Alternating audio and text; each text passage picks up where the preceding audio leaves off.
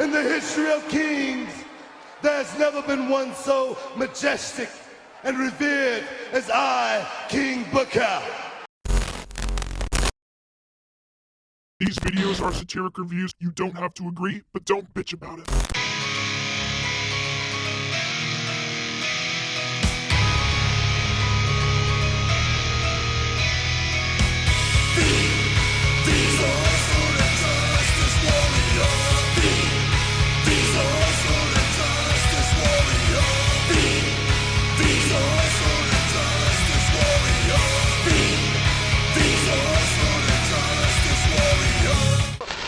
I hate this channel. Hey there, I'm social justice warrior Infuso. And when you think about Booker T, you think of the five-time WCW champion. Wow. I can't believe you lost the WCW championship 5 times. You didn't say that. You think of Harlem Heat.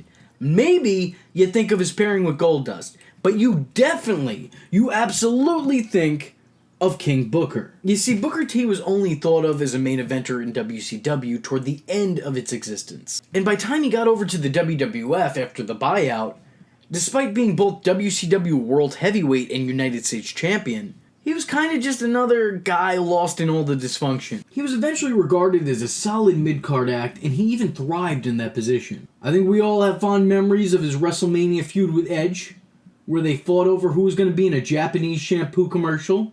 Legendary stuff. Booker's chances at the main event scene in that company came and went, and many watchers believed that Booker would never be booked, no pun intended, the way he was in WCW. And all those people were proved wrong in 2006, when Booker T entered that year's King of the Ring and won the whole tournament by defeating Bobby Lashley. And you're a bastard. Booker, like so many King of the Ring winners before him, would use this win to solidify himself as royalty,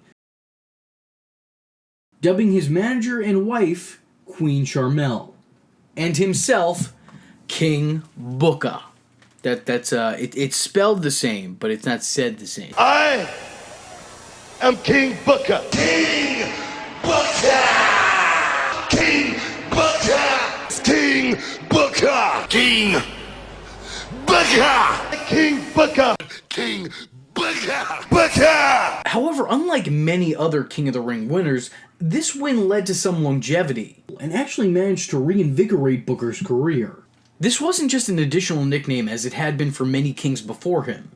This was a brand new Booker. Now acting and trying to rule the SmackDown brand as a monarch, Booker would gain a superiority complex and a British accent like all good bad guys have. He'd also, of course, wear his crown and a cape to the ring to further showcase his douchery.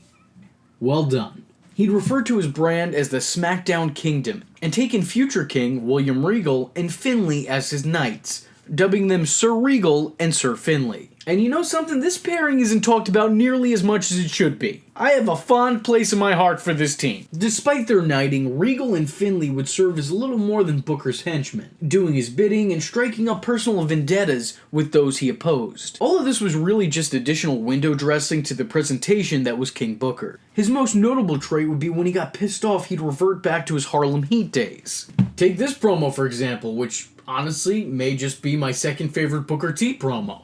King BZ, Queen Sheezy, Coach Cheesy, King BOOKAH! BOOKAH! the quizzing. Yo, it's the Queen. You is the bomb. The bomb, baby. Yes, sir. 2 minutes lost. Yo, give me that one side. On each side.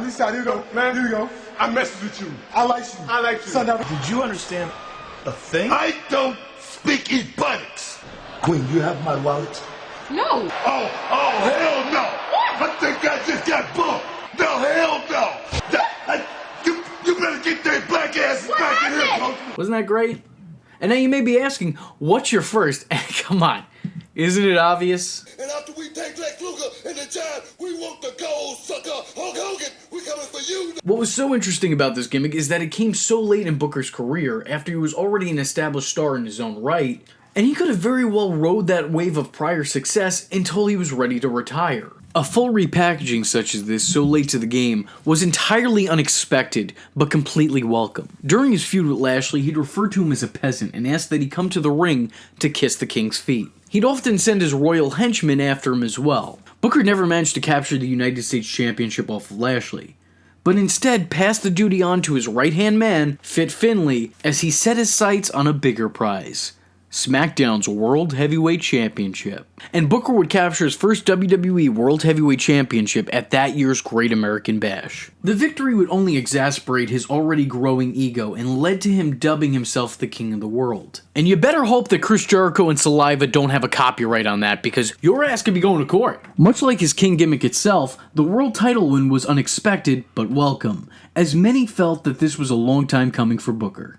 I think the vast majority of wrestling fans look back at WrestleMania 19 and think, the wrong guy won. But there was no question here, Booker T was right where he belonged, at the top of his brand. However, his reign was in serious danger when the former world champion, the Animal, Drax the Destroyer, returned from an injury, looking to reclaim his belt. Seeing Batista as the threat that he was, Queen Sharmell and the King's Court would have to save Booker from defeat on multiple occasions. At No Mercy, Booker was forced to put his title on the line against the likes of Bobby Lashley, Batista, and his partner Finlay. There was no love loss here, however, as Booker would aggressively attack Sir Regal following the match, thus ending the stable's time together, and ending a chapter in all of our lives. Booker would defeat Batista and go on to feud with then WWE Champion John Cena, and ECW Champion The Big Show, which is a sentence that can actually be said. ECW Champion The Big Show.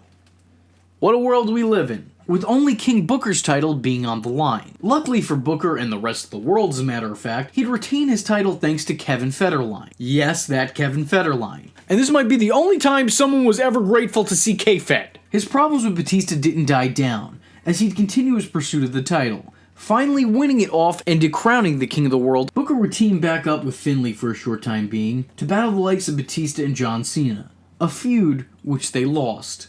Obviously. I mean, one's Batista, one's John Cena, the other's Finlay. Where do you think it's gonna go? Booker would also briefly feud with Kane and Matt Hardy in losing efforts, and he'd be taken out by The Undertaker before being drafted over to Raw. He'd arrived to Raw using Triple H's King of Kings theme and claimed that neither Triple H nor Jerry the King Lawler were allowed to classify themselves as kings, as like in Highlander, there can be only one. And I admit, I was skeptical about seeing Booker drafted to the red brand after re-establishing himself as one of the big players on the blue brand, but this had a pretty strong start to it, and it immediately caught my attention, and captured my investment. He'd defeat Lawler in a match that would see the loser crown the winner, but when the time came to pass the torch, Lawler refused, stating that Triple H was still the king. Triple H, of course, would go on to further prove that point by defeating Booker at SummerSlam, and you know what? Screw WrestleMania 19. No. Everyone wants to talk about, oh, Booker should have been world champion. Booker should have beat Triple H. Well, you're not wrong, but this is an even bigger disappointment. And this one-and-done deal would be Booker's final feud with the gimmick, as he and Sharmell asked for their releases from the company shortly thereafter. What a beautiful beginning, completely taken away by an abomination of an ending. Hey, thanks, Trips. You know what, the truth be told, Triple H is a great booker when he's not facing Booker. It's a sad end to an otherwise great story. Booker still to this day breaks out the crown, cape, and accent during select promos and segments. You just went full Saxton on me. You didn't say that. Tell me you didn't just say that. I did. And it's great for the nostalgia pop.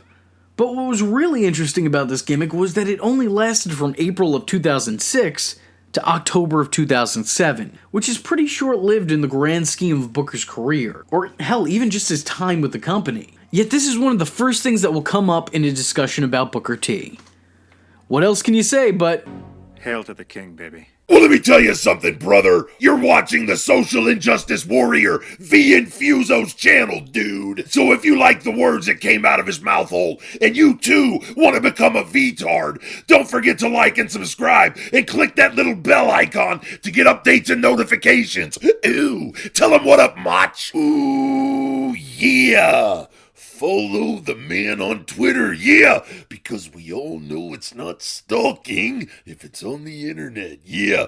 Join the madness by joining the Discord, and if you have a moment of time and a free $1 to spare, head over to the SIJW's Patreon, dig it, where you can request videos, get exclusive videos, and early access to content, yeah. Or go down to PayPal, where you can can buy the shirts, brother. But most importantly, just remember, if you're not tuning in, then you're missing out.